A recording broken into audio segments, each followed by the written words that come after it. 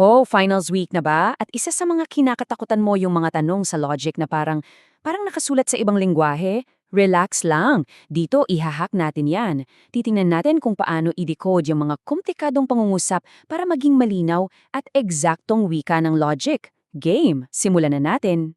Heto yung classic example na tiyak makikita mo sa exam. Isipin mo ha, nasa gitna ka ng test, yung oras tumatakbo, tapos biglang eto yung bubungad sa'yo. Sa unang tingin, parang ordinaryong pangungusap lang, di ba? Pero paano mo to isasalin sa paraan na maiibindihan ng math? Diyan na nagiging tricky, pero exciting ang lahat. Kaya ang misyon natin ngayon kung tatanggapin nyo ay simple lang. I-translate yung pangungusap na yan sa wika ng logic. At huwag kayong magalala. May step-by-step na paraan ako para sa inyo para hindi na tayo manghuhula pa. Siyempre, bago tayo sumabas sa gyera, kailangan muna nating ihanda yung mga armas natin. Ito ang inyong logical toolkit. Yung mga basic concepts na pundasyon ng lahat ng gagawin natin. Okay, ang pinaka-basic sa lahat ay ang proposition. Ano ba to? Simple lang. Isipin niyo ito bilang isang statement na pwedeng tama o mali, hindi pwedeng pareho. Halimbawa, umuulan ngayon. Pwedeng totoo, pwedeng hindi. Ganun lang. Sila yung mga nouns or yung mga bida sa ating logic language. So kung may nouns tayo, syempre kailangan natin ng mga verbs para pagtugtungin sila, di ba? Dito napapasok yung tinatawag nating logical operators.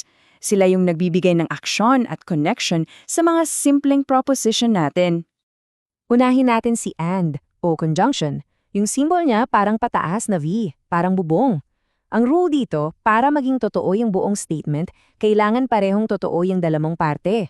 Halimbawa, nag-aaral ako at kumakain ng tsokolate. Kailangan pareho mong ginagawa yan para masabing totoo yung sinabi mo. Sunod naman si or o disjunction. Baliktad naman yung simbolo nito, parang letter V. Dito, mas madali. Basta may isa lang na totoo sa dalawang parte, totoo na yung buong pangungusap. Manonood ako ng Netflix o matutulog. Kahit isa lang dyan ang gawin ko, tama na yung statement ko. Ito yung pinakamadali sa lahat, si not o negation. Ang trabaho lang nito, baliktarin yung isang statement. Kung totoo, gagawin niyang mali. Kung mali, gagawin niyang totoo. Gets? Simple lang.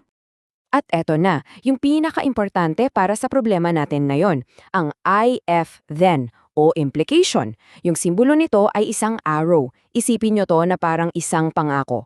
Kung gagawin mo to, then mangyayari to.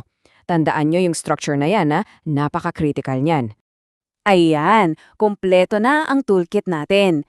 Ngayon, handa na tayo para sa mismong sikreto, ang sistema para sigurado ang tagumpay. Isang method na pwede niyong gamitin sa kahit anong logic problem. Ang sikreto? Well, wala talagang sikreto. Isa lang siyang simpleng proseso na may 4 na hakbang. Paulit-ulit lang to. Pag na-master niyo na to, para lang kayong sumasagot sa isang checklist. Heto na yung 4 na magic steps. Una, hanapin yung mga simpleng ideya. Pangalawa, lagyan sila ng letra o variable. Pangatlo, hanapin yung mga nagkokonekta sa kanila. At pang-4 at huli, buuin na natin yung buong puzzle. 4 na hakbang lang, wala nang hula-hula. Game na! Oras na para gamitin tong 4-step method na to. Balikan natin yung original problem at sabay-sabay nating durugin step by step. Heto na ulit siya, yung kalaban natin kanina. Pero ngayon, may armas na tayo. Basahin natin ulit. If you study for the final and you understand logic, then you will not fail the course. Okay, let's do this. Simulan na nating himayin. Okay, steps 1 and 2. Hanapin yung mga simpleng ideya tapos lagyan ng letra. Yung unang ideya, you study for the final. Gawin natin yang P. Yung pangalawa, you understand logic. Yan si Q. At yung pangatlo, you will fail the course. Tawagin natin yang R. C, yung isang nakakatakot na sentence. Ngayon, 3 simpleng piraso na lang. Next, step 3. Hanapin yung mga verb o yung mga nagdudugtong. Kitang-kita, di ba? May if-then tayo, kaya siguradong may arrow yan. May and na nag-uugnay sa unang dalawang idea, so meron tayong and. At teka, huwag kalimutan, may not doon sa dulo, kaya may negation din tayo. Ang galing, lahat ng clues nasa loob lang mismo ng pangungusap. At para sa grand finale, step 4, buuin na natin yung puzzle. Yung study for the final and understand logic, di ba? Yun yung P and Q. Dahil may if-then tayo, sunod nating ilalagay yung arrow. Tapos yung you will not fail the course, ayun naman yung negative R. So pag pinagsama natin lahat, P and Q, puntasan, negative R. Ayan na, ganun lang pala yun. Ayan, so mula sa isang pangungusap na mukhang ang gulo, di ba? Ngayon, mayroon na tayong malinaw at saktong sagot. Ang pinakamahalaga rito ay hindi lang yung sagot, kundi yung proseso na pwede niyong gamitin ulit at ulit. Kaya sa susunod na makakita kayo ng ganitong problema sa quiz man o sa finals, huminga lang ng malalim at alalahanin yung 4 na hakbang. Identify propositions, assign variables, find connectives, assemble the expression. Yan ang magiging guide no. Hindi na kayo maliligaw. Isipin nyo na lang na yung sistema na to, yan yung cheat code nyo sa exam.